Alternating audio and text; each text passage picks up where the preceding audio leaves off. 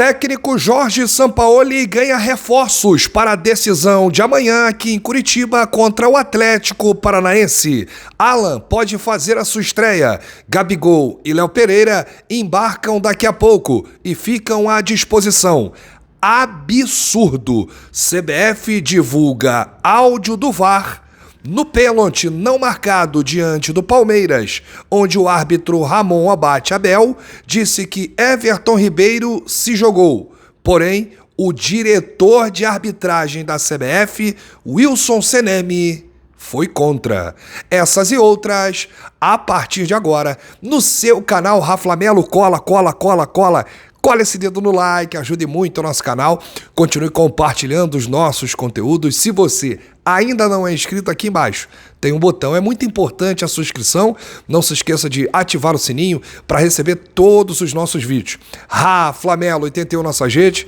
Vem comigo, assiste até o final. Não pule se quer uma parte, porque tem muita informação do rubro-negro mais querido do Brasil e do mundo. Já estou em Curitiba, temperatura de 16 graus. Parou a chuva. Pro carioca, isso aqui é aquele inverno de nevar, né?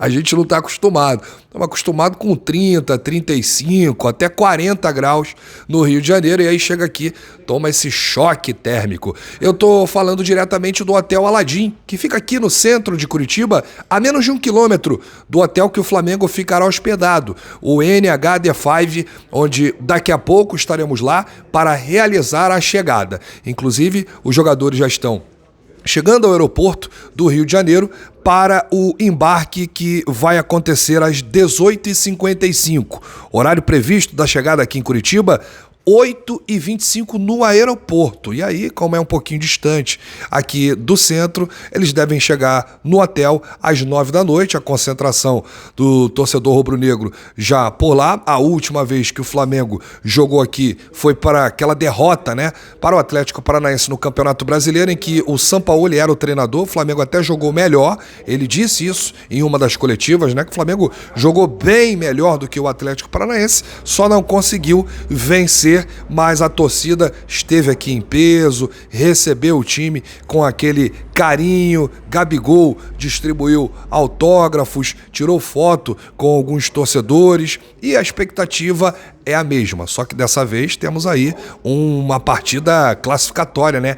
É decisão da Copa do Brasil. E o técnico Jorge Sampaoli ganha reforços caseiros na situação de Gabigol e Léo Pereira, que estão 100% recuperados e treinaram com o grupo, e eles embarcam junto com o elenco para Curitiba. Quem marca a presença também é o volante Alan, né, que na coletiva de imprensa de apresentação chegou a citar o problema grave que ele teve na coluna e disse que está 100% recuperado. Por ele já estaria relacionado aí para o último confronto do Campeonato Brasileiro contra o Palmeiras, empate em 1-1. Então, fica aí toda a expectativa se o Sampaoli vai colocar o Alan como titular, como fez com o Luiz Araújo contra o Palmeiras, ou se vai dar uma segurada e colocar no segundo tempo. Repito, é um gramado sintético, não é um gramado que os jogadores do Flamengo estão acostumados, né? Acho que tem aí o gramado do Botafogo, que o Flamengo ainda não atuou, vai jogar lá no segundo turno, mas aqui é sempre um jogo muito difícil, é sempre um jogo muito complicado quando você enfrenta o Atlético Paranaense, que poupou praticamente o time todo contra o Fortaleza. Apenas o Zé Ivaldo, zagueiro, e o goleiro Bento atuaram na derrota por 1-0 fora de casa para o Fortaleza. Então a gente fica aí nessa expectativa. O Alan chegou a falar dessa lesão, uma lesão considerada grave, pelo tempo que ele ficou parado, foram 4 meses, mas enfim, hoje está 100% recuperado aí dessa lesão e que ele possa ajudar o Flamengo dentro de campo na função de primeiro volante ou até mesmo de segundo homem, né? Ele chegou a falar isso na coletiva. A posição que o Sampaoli quiser, ele estará lá para ajudar o Mengão. Então deixa aí nos comentários o que você acha, qual o time do Flamengo ideal para encarar o Atlético Paranaense amanhã, como você escalaria o ataque do Mengão, entraria com o Gabigol de titular ou não, manteria o atacante Pedro, deixaria o Gabigol para o segundo tempo, como é que seria a formação do time do Sampaoli para esse jogo de amanhã. Bola rola, Flamengo e Atlético Paranaense, outros confrontos também vão acontecer, nós temos 4 jogos das quartas de final, né? Flamengo e Atlético Paranaense, São Paulo e Palmeiras, o jogo agora é no Allianz Parque, o São Paulo venceu o primeiro jogo por 1-0, tem Grêmio recebendo o Bahia em Porto Alegre, o Grêmio após a derrota para o Botafogo vai concentrar todas as fichas nessa classificação da Copa do Brasil, o primeiro jogo foi empate em Salvador, 1-1, então só depende do Grêmio aí que vai jogar em casa. E daí sai o adversário de Flamengo e Atlético Paranaense. E o outro e último jogo das quartas da Copa do Brasil, Corinthians recebe o América Mineiro. O Corinthians perdeu o primeiro jogo em Minas, porém o América tem um jogo importante pela Sul-Americana fora de casa e o Corinthians enfrenta um adversário dentro de casa pela Sul-Americana. Pode parecer que não, mas isso aí faz uma certa diferença. Enquanto que o Atlético Paranaense poupou a sua equipe no Brasileiro, o Flamengo foi com uma equipe mista, mas acabou colocando os titulares no empate contra o Palmeiras. Amanhã a gente vai falar muito desse jogo, dessa decisão, prováveis escalações, quadro de arbitragem, onde assistir e detalhes finais desse duelo rubro-negro. Eu deixei para o final para não estragar o início do vídeo, mas é lamentável a informação que eu vou trazer para vocês. A CBF divulgou o áudio de Flamengo 1, Palmeiras 1, aquele áudio da jogada polêmica em cima do Everton Ribeiro, que muita gente achou que foi pênalti, inclusive eu já dei a minha opinião sobre o ocorrido.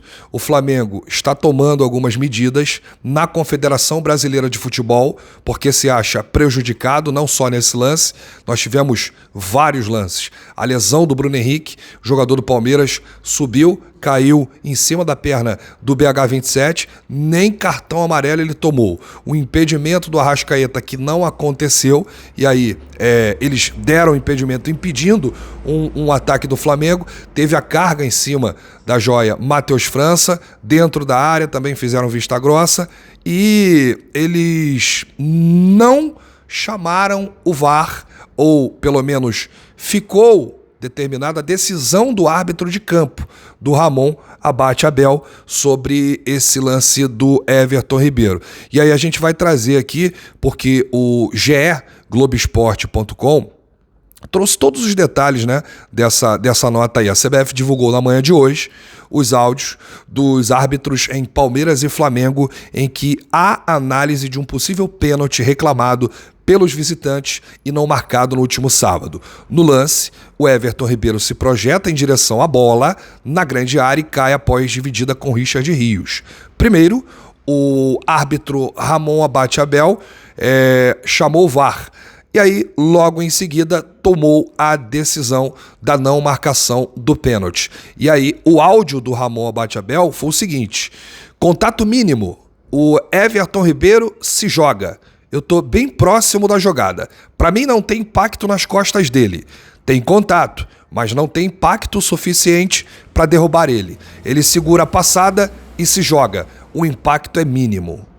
Completa Ramon Abate Abel. Jogadores do Flamengo reclamaram bastante do lance. Foi possível ouvir o árbitro argumentar que Everton Ribeiro retardou o passo para sofrer aí o contato. No VAR esteve lá o árbitro Rodolfo Toschi Marques e ele chegou a perguntar ao Ramon Abate Abel sobre o lance e, diante da convicção do árbitro de campo, não sugeriu revisão na beira do gramado.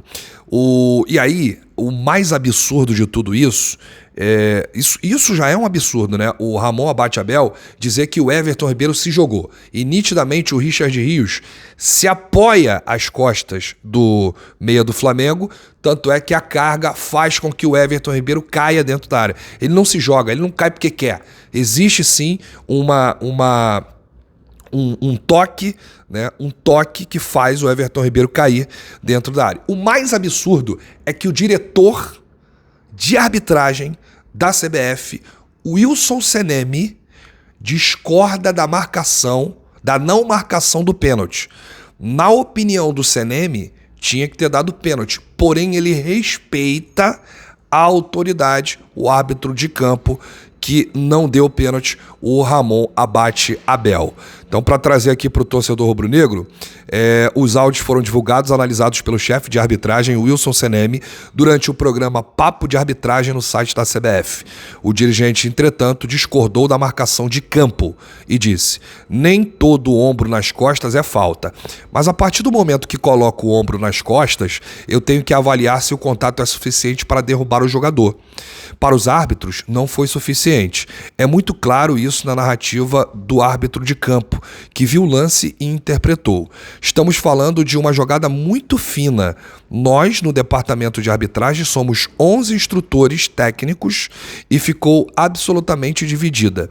Isso demonstra o grau de dificuldade. Na nossa visão, de maneira geral, o contato por ter sido nas costas, nós vemos, sim, um potencial de infração para essa jogada. O Seneme achou que foi pênalti. O diretor de arbitragem da CBF. Porém, o árbitro não achou pênalti. Mesmo discordando, Seneme considera acertada a decisão do VAR de não intervir, uma vez que o lance era interpretativo e o árbitro de campo já havia se posicionado. É uma bagunça, o Flamengo vai precisar mostrar mais força interna nos bastidores da CBF, porque não adianta um clube fazer um tumulto danado durante uma semana antes de um jogo importante com o Flamengo, pressionando a CBF, pressionando a arbitragem, para que isso não acabe influenciando de certa forma dentro do campo.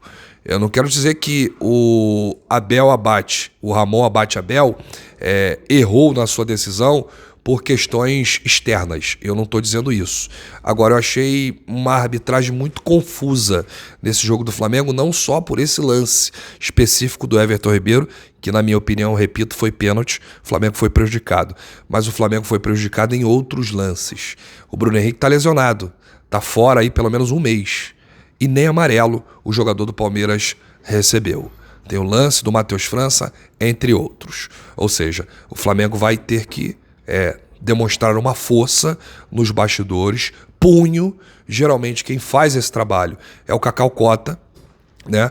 É o diretor de relações externas aí do Flamengo, que é quem faz o contato direto com a CBF. Mas na última coletiva da apresentação do volante Alan, o Bruno Spindel emitiu um comunicado oficial dizendo do que o Flamengo vai fazer, qual caminho será adotado e como é que vai acontecer daqui para frente essa cobrança direto na Confederação Brasileira de Futebol.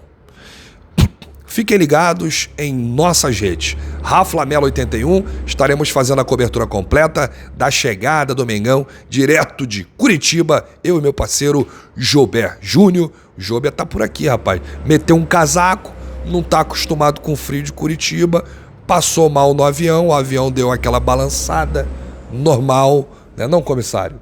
O comissário está por aqui, meu sósia, Bruno Vilafranca, da SO Live. Alô, Alain, aqui é Bruno Vilafranca, da SO Live. Olha lá. Tamo junto, vamos que vamos.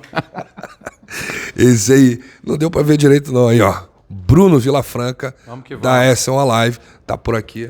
E vamos voltar pro Rio com a classificação. Com certeza. E ali o Jober, ó. Tá legal, Jober? Já conseguiu comer alguma coisa? Comeu?